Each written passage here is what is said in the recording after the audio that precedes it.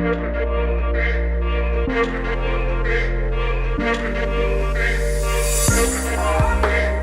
I work for a logistics company, and the market dynamics are changing, and we're becoming more and more data-driven.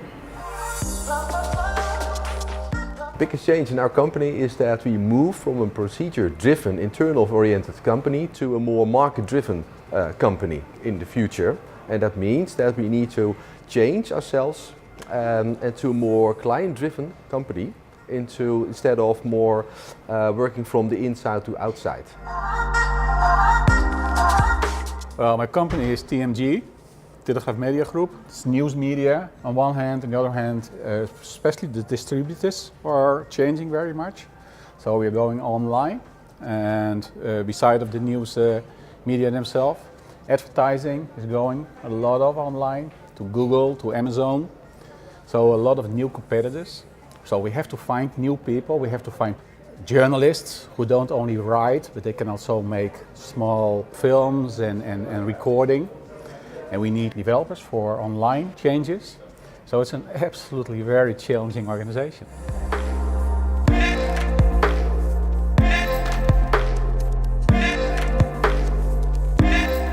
In my company currently you see a development where, based on strategy choices, a part of the company will be spin code, as we call it.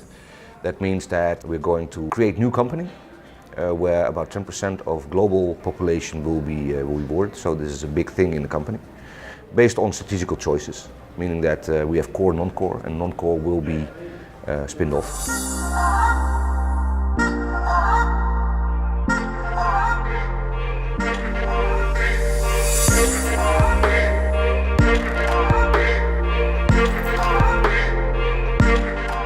What I see among organizations, the biggest change is related to developments in information technologies, digitalization, and coming smart industry, even if a company is not a production company.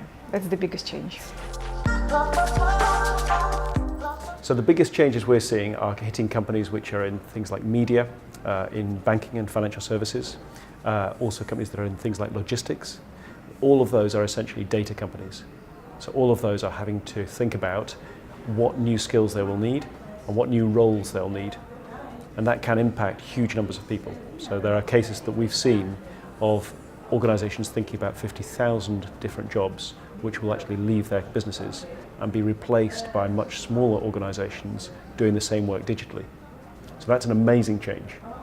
There are a few examples of regulatory change where whole markets are moving and products are no longer being supplied.